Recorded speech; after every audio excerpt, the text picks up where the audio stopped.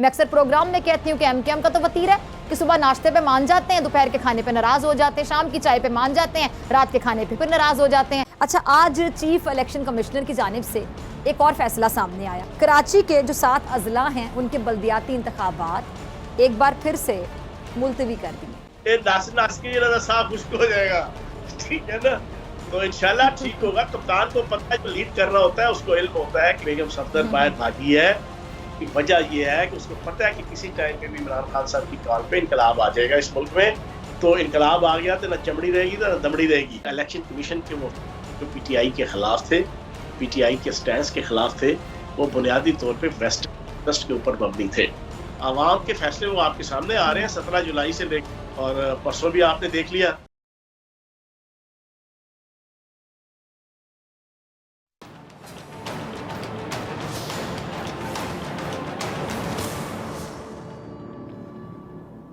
अस्सलाम वालेकुम, आप देख रहे हैं अपना पसंदीदा प्रोग्राम ऐसे नहीं चलेगा। वोट को इज्जत दो का नारा किसका था?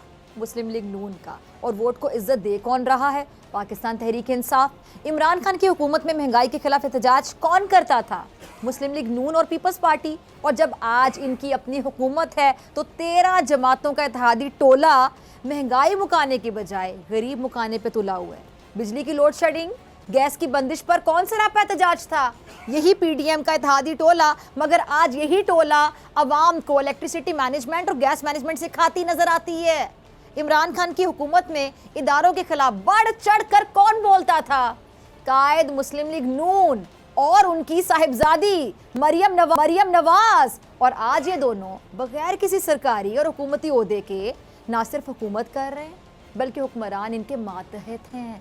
और अब ये लोग इमरान खान को गद्दार करार देने पर तुले हुए हैं।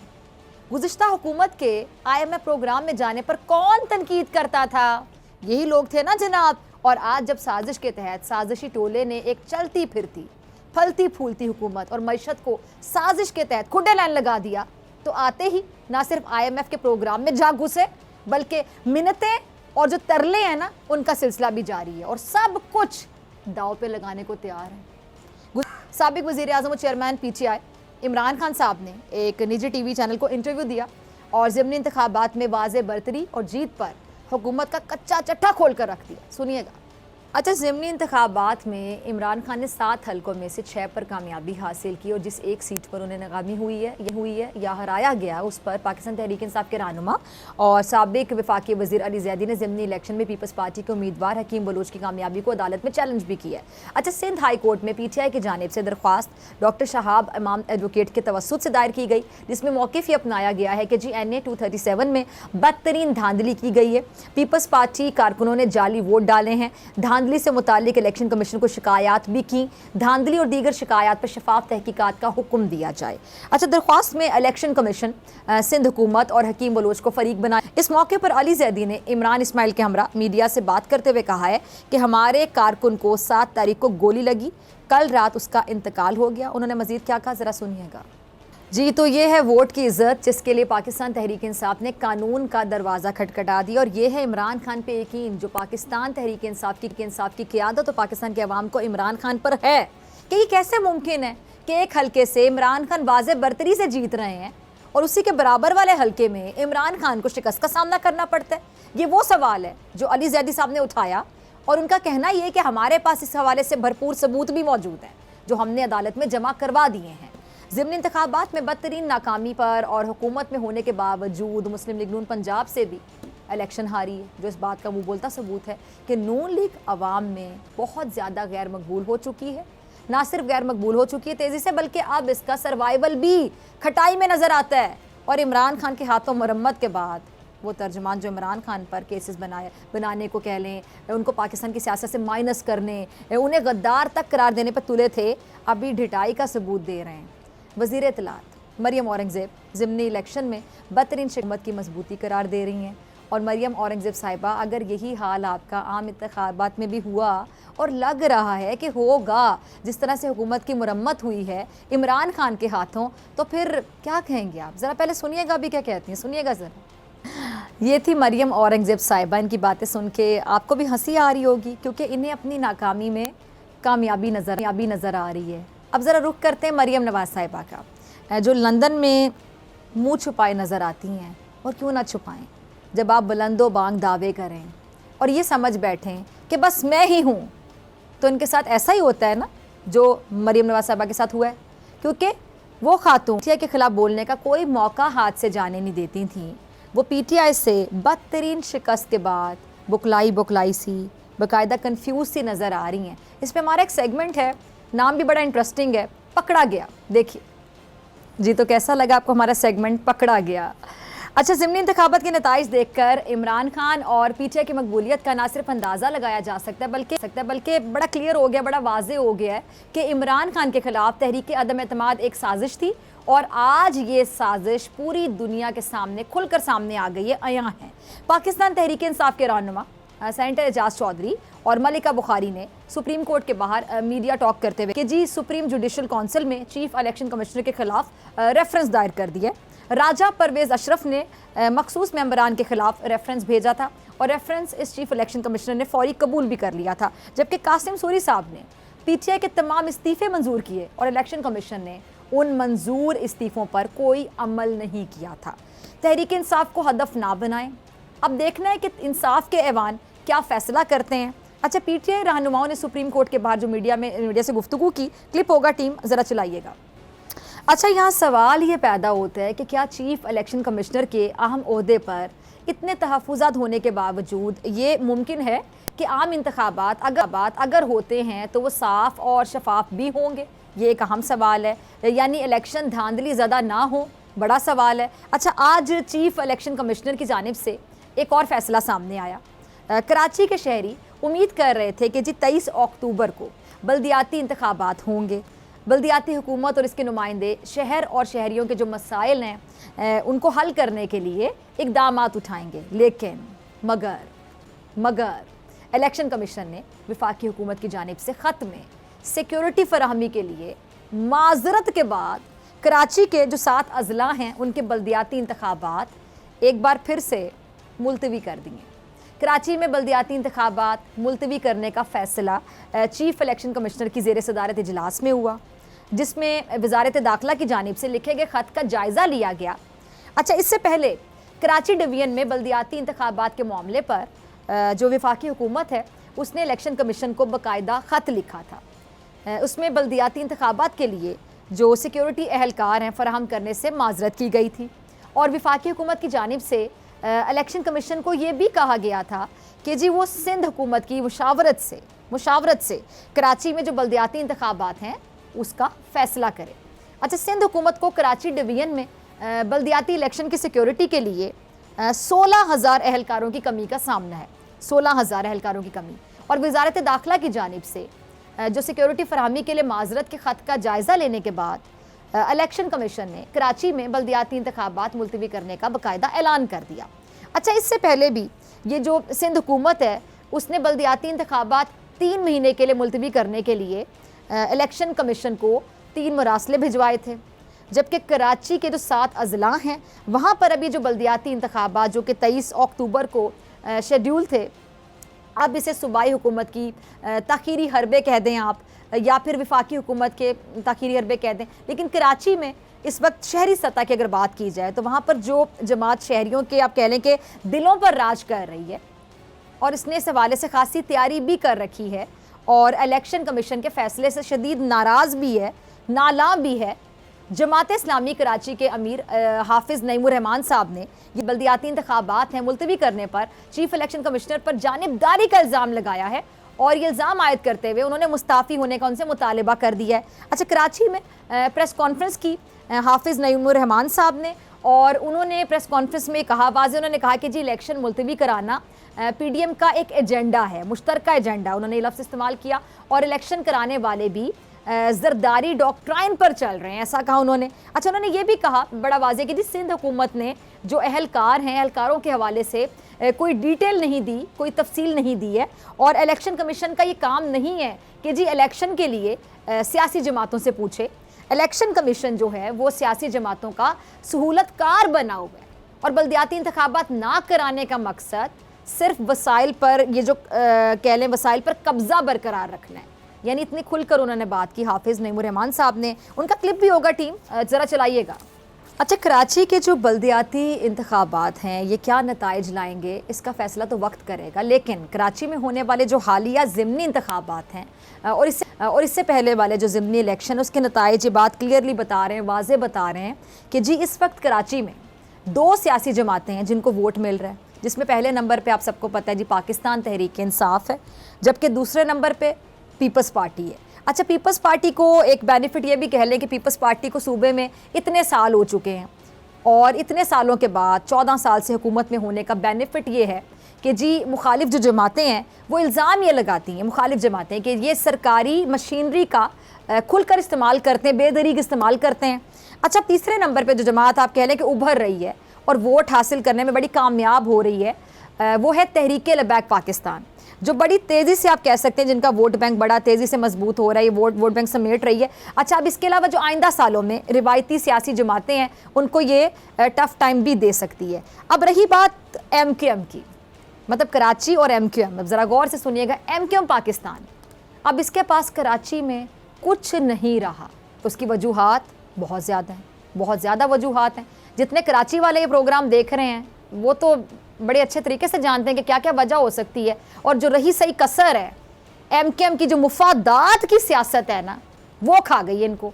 और MQM के मुख्तलिफ नुमाइंदे हैं, इन्होंने दिया क्या है शहरियों को, कुछ भी तो डिलीवर नहीं कर सके, कोई तो मसला ये हल नहीं कर सके। आते हैं, रो धो के TV पर चले जाते हैं, सारा मलबा दूसरों पे फेंकते हैं, रो धो के चले जाते हैं, रूठने मनाने का इनका सिलसिला जारी रहता है। जिस हुकूमत के साथ होते हैं उसको हमेशा इमोशनली ब्लैकमेल करते हुए नजर आ रहे होते हैं। मैं अक्सर प्रोग्राम में कहती हूँ कि MQM का तो वतीरा है कि सुबह नाश्ते पे मान जाते हैं, दोपहर के खाने पे नाराज़ हो जाते हैं, शाम की चाय पे मान जाते हैं, रात के खाने पे फिर नाराज़ हो जाते हैं, फिर सुबह अगले दिन नाश्ते पे नाराज़ है, माने हुए। ये भी एक सवाल होता है कि सुबह इनको मनाना पड़ेगा, ये नाराज़ होंगे, ये माने होंगे।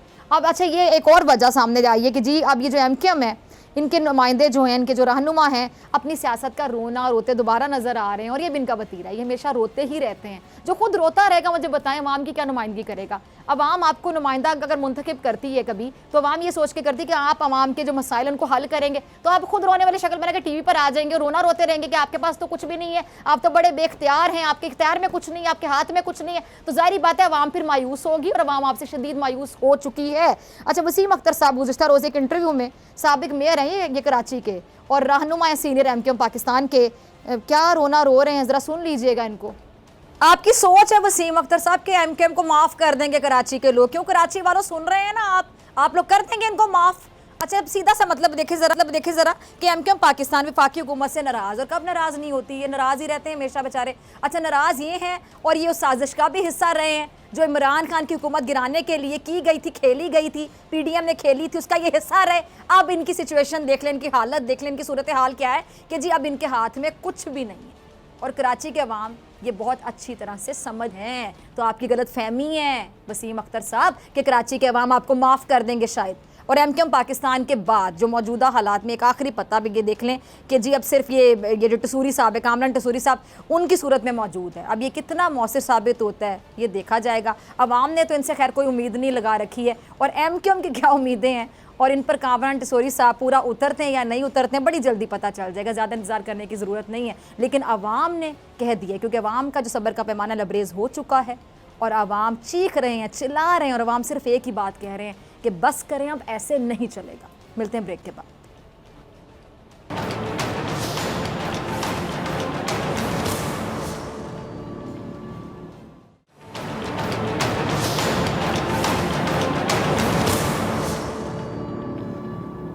वेलकम बैक नाजरीन। ज़िमनी इंतखाबात में तहरीक इंसाफ की शानदार कामयाबी के बाद इमरान खान साहब का जो बयानिया है मज़ीद कह सकते हैं कि तवाना हो गया है। अब दूसरी तरफ PTI ने चीफ इलेक्शन कमिश्नर के खिलाफ भी बाज़ाब्ता रेफरेंस दायर कर दी है, और उधर कराची में बल्दियाती इंतखाबात फिर से इल्तवा का शिकार हो गए हैं। इन सब मामलात पे गुफ्तगू करने के लिए, बात करने के लिए मेरे साथ मौजूद मेहमान मौजूद हैं, किसी तारुफ के मोहताज नहीं, फ़याज़ुल हसन चौहान साहब। बहुत शुक्रिया वक्त देने के लिए। अच्छा चौहान साहब, ये जो तहरीक इंसाफ ने ज़िमनी इंतखाबात में भरपूर कामयाबी समेटी है, और ये जो तहरीक इंसाफ है हम कह सकते हैं कि फ्रेश मैंडेट के बाद अब लॉन्ग मार्च में उतरेगी, तो आप क्या समझते हैं कि अगर PTI को शिकस्त होती तो क्या बयानिए को नुकसान होता PTI के? बिस्मिल्लाहिर्रहमानिर्रहीम। देखिए, दोनों सूरतों में जो है ना, किसी किस्म की ना कोई शिकस्त थी ना कोई नाकामी थी।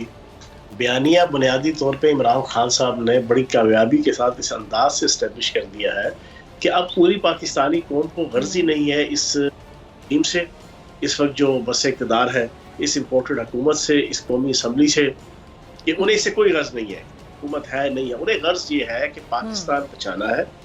और पाकिस्तान बचाने के लिए सिर्फ एक ही रास्ता, फ्री, फेयर और फ्रेश, 3F। 3F जनाब, आप फ्री, फेयर और फ्रेश इलेक्शन, जब आप इलेक्शन करवाएंगे तो जो मैंडेट मिलेगा जिस पार्टी को, वो पार्टी जो है वो फैसला करेगी कि पाकिस्तान का किस अंदाज से जो है वो मुस्तकबिल का फैसला करना है, और पाकिस्तान के माशी मसाइल, माशरती मसाइल, सकाफती मसाइल, अदालती मसाइल, जितने मसाइल हैं उनका वो जो है वो हल निकालेंगे। अवाम ज़हनी तौर पे ये चुकी, और इन कम अज़ कम 13 से, इन 13 स्टूडेंट्स से, जिनको मेन 3 स्टूडेंट्स जो है वो लीड कर रहे हैं, आले शरीफ, आले जरदारी और मौलवी फजलुर रहमान, कम अज़ कम अवाम इनके के रवादार नहीं है। देख लें 50% वोट पड़ा है PTI को, और तकरीबन जो है वो 13% वोट पड़ा है नून लीग को इस पूरे पर। तो ये मैं समझता हूँ नवीकार है, हुक्मरानों को समझ आ जाए, इनके लिए लम्हा फिक्रिया है अगर महसूस करें तो। अच्छा चौहान साहब, आगे चलते हैं। ये जो PTI ने चीफ इलेक्शन कमिश्नर के खिलाफ बाज़ाब्ता रेफरेंस दायर किया है, तो क्या PTI को जो मौजूदा चीफ इलेक्शन कमिश्नर हैं उनकी मौजूदगी में जो आम इंतखाबात हैं किसी तौर पे भी काबिल कबूल नहीं है, क्योंकि आप लोगों को बिल्कुल भी एतमाद नहीं है ना उन पर? अब या कोई रास्ता निकाला जा सकता है, कह सकते हैं, या ये इंतखाबात भी इसी इलेक्शन कमिश्नर के तहत हुए हैं, तो फिर क्या आपको समझ आती है कि अगर उन पर एतमाद भी नहीं है, उनके खिलाफ बाज़ाब्ता रेफरेंस भी दायर कर दिया गया है, आगे इंतखाबात कितने डिले हो सकते हैं, क्या समझ आती है आपको? बहरहाल अगर होंगे इंतखाबात, यही होंगे, तो क्या होगा? देखिए फिजा, पिछले 7 महीनों के अंदर खसूसन, और पिछले 1.5 साल के अंदर अमूमन कोई 12 से 16 फैसले हैं जो चीफ इलेक्शन कमिश्नर ने लिए, उसको हाई कोर्ट ने मुअत्तल कर दिया, उसके बर्स कर दिया, उसके बिल्कुल रेसिप्रोकली जनाब डिसीजन दिया, जो इस बात का सबूत है कि इलेक्शन कमीशन के वो जो PTI के खिलाफ थे, PTI के स्टैंड के खिलाफ थे, वो बुनियादी तौर पे वेस्ट के ऊपर मबनी थे। फिर और बहुत सी चीजें हैं जिससे पूरी पाकिस्तान को नजर आ गया है कि इलेक्शन कमीशन बुनियादी तौर पे जो है वो पार्शल जना है, और वो जनाब उसका झुकाव जो है वो हुकूमत की तरफ है, PTI की तरफ उसका कोई किसी किस्म का हक पे या किसी इशू पे भी उसको फैसिलिटेट करने को तैयार नहीं है, उसकी जन मेरिट के ऊपर भी। तो इन इश्यूज की बुनियाद पे ये फैसला किया, और हम मुसलसल कहते हैं कि हमें ये चीफ इलेक्शन कमीशन मंजूर नहीं है, और उसके लिए हमने एक रास्ता निकाला है, सुप्रीम जुडिशल काउंसिल है, जिसके जरिए से उसका एहतसाब हो सकता है, उसकी इम्पीचमेंट हो सकती है, उसको उतारा जा सकता है।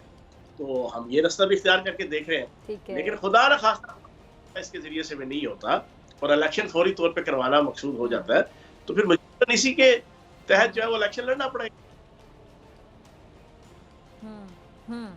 तो फिर वो एतमाद वाला जो फैक्टर है वो कहाँ जाएगा? एतमाद वाला फिर अब आवाम इतनी जाग गई है कि अब चीफ इलेक्शन कमिश्नर और जनाब इसका पूरी कैबिनेट जो है वो जो मर्जी कर ले, आवाम के फैसले वो आपके सामने आ रहे हैं 17 जुलाई से लेकर, और परसों भी आपने देख लिया 16 तारीख को। यानी धांधली नहीं हो सकती, अब आवाम जो फैसला करेगी वही फैसला सामने आएगा। सही है, हाँ,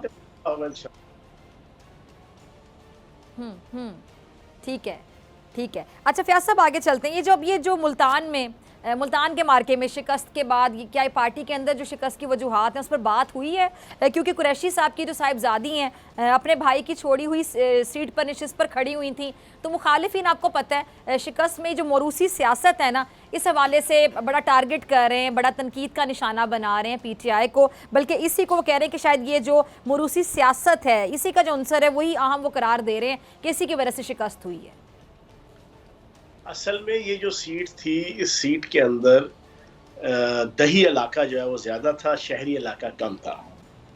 तो वो जो दही इलाका था, यूसुफ ज़ा गिलानी साहब का ज्यादा कंट्रोल था, ज्यादा असर नफूस था, और जिसकी कोई पीपल्स पार्टी मकबूलियत नहीं है। पीपल्स पार्टी ना 3 में, ना 13 में, ना 14 में, ना 16 में, वो किसी में भी नहीं आती है ना। यहाँ पंजाब के अंदर भी और KPK के अंदर भी, बलोचिस्तान के अंदर। ये यूसुफ रजा गिलानी साहब की अपनी एक जो वहां पर वर्थ, और वो भी फिर दही इलाका ज्यादा साथ लग गया, उसकी बुनियाद के ऊपर मैं ये समझता हूँ थोड़ी सी कोई मिसमैच। मैं तो सिलेक्शन में गया नहीं, मुझे कुछ ज्यादा इल्म नहीं। बाकी फिर जितने मुंह उतनी बातें होती है। जब आप क्रिकेट मैच खेलते हैं ना, या कोई भी मैच खेले, लेकिन मैच खेले, आप मैच जीत जाते हैं, तो मैच के दौरान जीतने वाली टीम में से कोई खिलाड़ी कैच छोड़ता है, कोई रन आउट छोड़ता है, कोई 0 स्कोर करता है, तो जीतने के बाद किसी को नजर नहीं आता इसने 0 स्कोर किया है, इसने छोड़ा है, इसने खुद रन आउट कर दिया है, इसने ये सुस्ती, उसने ये कुताही की। लेकिन जब आप मैच हार जाते हैं ना, तो जो गलती कुताही की होती है वो आगे उसके ऊपर क्रिटिसिज्म होता है कि हाँ भी तू रन छड़िया सी, तेरी वजह मैच आ रहे हैं, तू कैच छड़िया सी, तेरी वजह मैच आ जी। ठीक है ना। बस ये इसी बिल्कुल ऐसा ही। ठीक है, यानी आप कहते हैं मुरूसी सियासत वाली बात नहीं है, मतलब आप इस बारे में बिल्कुल भी कोई राय नहीं दे रहे हैं, क्योंकि मुरूसी सियासत पर खान साहब ने हमेशा खुलकर तनकीद की है। खान साहब ने लोगों को, आप कहते हैं ना, शऊर दी है, बहुत सी चीज़ों में खान साहब ने लोगों को शऊर दी है, तभी तो अवाम उनके साथ है, वो मकबूल हैं। तो मुरूसी सियासत के हवाले से भी ज़्यादा खुलकर बात खान साहब ने की, अवाम के जहनों में ये बात डाली, अवाम को शऊर दिया, आगाही दी कि जो मुरूसी सियासत का जो कल्चर है ये ख़त्म होना चाहिए। मैं ये समझता हूँ कि पाकिस्तान का और इंडिया का कल्चर जो है ना, बदकिस्मती के साथ ऐसा है कि यहाँ पे मुरूसी सियासत चलती है बड़ी गाज-बज के, बड़ी डंके की चोट पे। तो अगर कोई ये समझता है कि शाह महमूद कुरैशी साहब ये इलेक्शन सियासत में है, तो ऐसी कोई बात नहीं है। यहाँ पे PTI के अंदर भी और PTI से बाहर भी जो है ना 2-2, 3-3, 4-4 बंदे और बंदियां एक ही खानदान की जो है ना मौजूद है, अभी भी मौजूद है, पिछले दौर भी मौजूद थे, आइंदा भी। ये पाकिस्तान पार्टी के ये सारी चीज चलती है। तो ये कोई मुरूसी सियासत की बुनियाद पर बड़ा पिछले 2 दिन से जब तूफान उठाया हुआ चाय की प्याली में, सियासत की प्याली है ना चाय की, उसको। क्योंकि अहम सवाल ये भी है ना कि अगर सियासतदान का बच्चा सियासतदान बनना चाहेगा और वो अपने बाप की पार्टी को ज्वाइन करना चाहेगा, तो फिर वो कहाँ जाएगा? उसको मौका तो मिलना चाहिए ना। ये भी एक अहम सवाल है चौहान साहब। ये डिबेटेबल है, इसमें मेरा अपना पॉइंट ऑफ व्यू है, आपका। लेकिन जो एक हकीकत है, एक यूनिवर्सल ट्रुथ है बरसगीर की का, वो सारी दुनिया जानती है। अब ये आले शरीफ के खानदान के जना जब भी इक़्तिदार में होते हैं जना, 15-20 से लेके 30-30 बंदे जना वो इक़्तिदार में होते हैं। हर पार्टी के अंदर आपको नजर आएगा, मौजूद है ये सारा।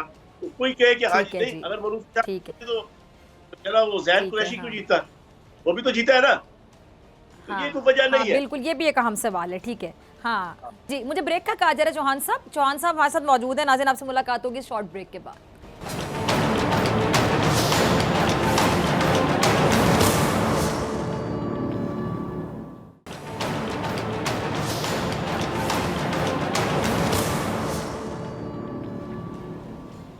वेलकम बैक नाज़रीन। फ़याज़ुल हसन चौहान साहब मेरे साथ मौजूद हैं। चौहान साहब, ये जो कराची में बल्दियाती इंतखाबात एक बार फिर इल्तवा का शिकार हो गए हैं और ये सिक्योरिटी सूरत हाल है, उसकी बेहतरी से इंतखाबात को मशरूत कर दिया गया है। अभी जो ज़िमनी इंतखाबात, उसमें भी कराची के दोनों हल्कों में बहुत बेहतर तरीके से ये सारा अमल हुआ है। तो ऐसे में अब आप इस फैसले को कैसे देखते हैं?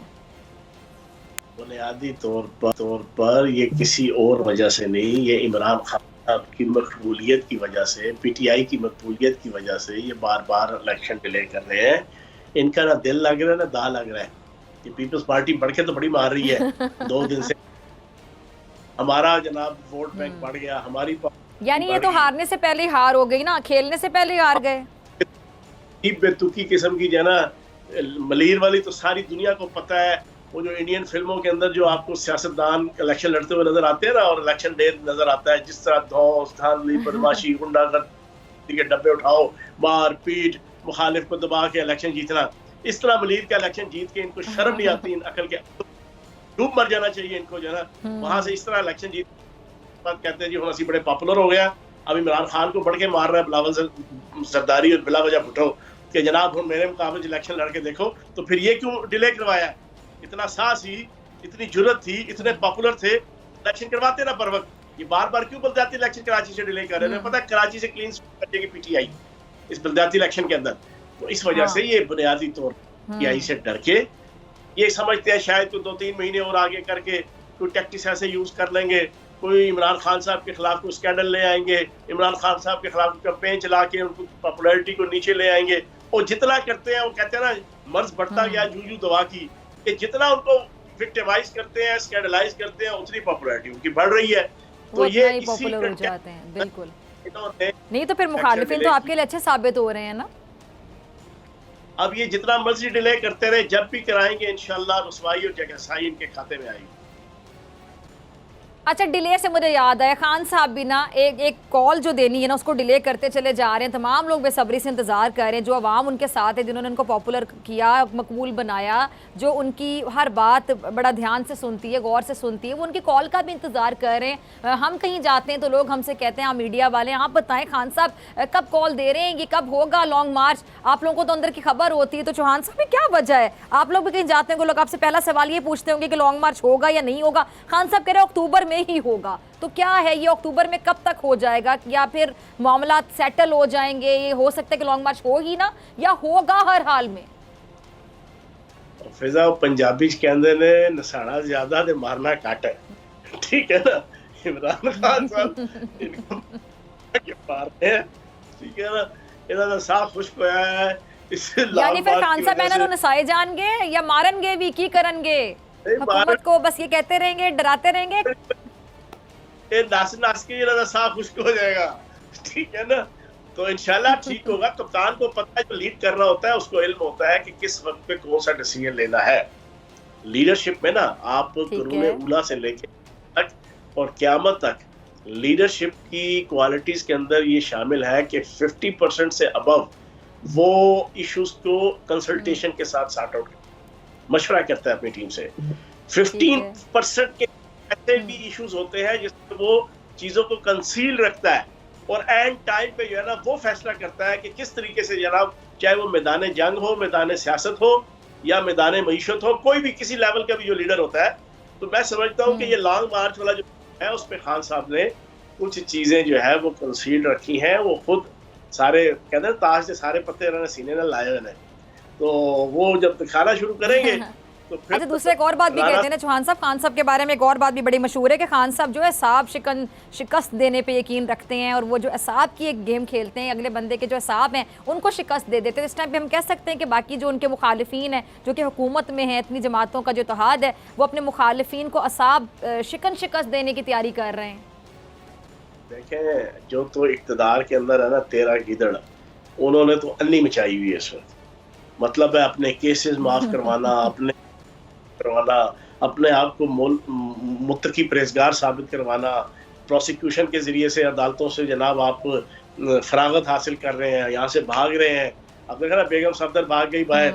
मैंने उस कहा कि बेगम सफदर बाहर भागी है कि वजह यह है कि उसको पता है कि किसी टाइम पे भी इमरान खान साहब की कॉल पे इनकलाब आ जाएगा इस मुल्क में। तो इनकलाब आ गया तो ना चमड़ी रहेगी ना दमड़ी रहेगी, ठीक है। तो उन्होंने कहा चलो यहाँ से भागते हैं। अच्छा, नहीं तो इनकलाब आ जाएगा फिर क्या होगा? फिर वो वापस नहीं आएंगी? आपकी बात आपका इशारा इस तरफ है कि वहीं बैठी रहेंगी, फिर वापस नहीं आएंगी? तो कोई मुल्की गैर मुल्की सपोर्ट मिलने के बाद कोई हालात थोड़े से फिजिबल हुए तो ये नेल्सन मंडेला बन के आ जाएंगे, अगर ना हुए तो ये गवाल मंडेला बन के वहीं पे बैठे रहेंगे। इतनी सी बात है सारी। अच्छा, नहीं, वहाँ बैठ के बड़े बड़े डिसीजंस भी लिए जा रहे होते हैं, तो ये हमारे निज़ाम के साथ कितना बड़ा मजाक है चौहान साहब? सर, हमारे निज़ाम का आलम यह है कि कानून है गरीब का, कानून है गरीब का, अमीर पे लागू नहीं, गरीब तो पाबंद है, अमीर पे काबू नहीं। ये दहशतें, ये वहशतें, ये मतलबी सियासतें, बेरब की जिंदगी, बेसिमसी मुसाफतें, ये कौन सा निज़ाम है? ये कोई इंतकाम है क्या? इसकी कोई हद भी है या सफर नातमाम है? हमारा तो निज़ाम ये है। मैंने 3 अशार में पूरा समुद्र कूजे में बंद कर दिया है। ये है हमारे इस मुल्क का निज़ाम, चाहे अदालती निज़ाम है, चाहे सियासी निज़ाम है, चाहे माशरती निज़ाम है। कानून बेचारा गरीब के लिए, अमीर के ऊपर लागू नहीं। देखे ना किस तरीके से साफ होके वॉशिंग मशीनों से निकल रहे हैं, आपके सामने है। मुझे क्लोजिंग की तरफ जाना है। अच्छा, ठीक है, लाइटर नोट पे मैं जरा कुछ कहना चाहूंगी। चौहान साहब के साथ हम लाइटर नोट पे भी बात कर लेते हैं। और जो मज़ा की एक सेंस होती है, हर बंदे में ये नहीं होती है। मैं अक्सर कहती हूँ ये जहानत की निशानी होती है कि आप मज़ा की जो आपकी सेंस होती है वो आप दिखा सकते हैं सीरियस गुफ्तगू में भी। तो चौहान साहब, आज आपने एक लफ्ज़ मिस कर दिया, भानुमती का कुंभ। आप हर प्रोग्राम में इसका जिक्र करते हैं। आपका last comment on a lighter note. ये आल पाकिस्तान लूटमार एसोसिएशन है जो मैंने इनको खिताब दिया हुआ है। ये कहीं की ईंट का रोड़ा भानुमती का कुंभा जोड़ा है, और ये छिको छिक डेरिया अदिया क्या बाकी हदियां भी है। मेरी है। काम और सिस्टम है, ये लोग इस तरीके से ठीक है चौहान साहब, है। ठीक है चौहान साहब, बहुत शुक्रिया आपके वक्त के लिए। इसी के साथ मुझे दीजिए इजाजत। होगी इंशाल्लाह कल सेम टाइम सेम चैनल का जिंदगी ने वफा की दुआ में याद रखिएगा, अपना बहुत ख्याल रखिएगा। अल्लाह निगहबान।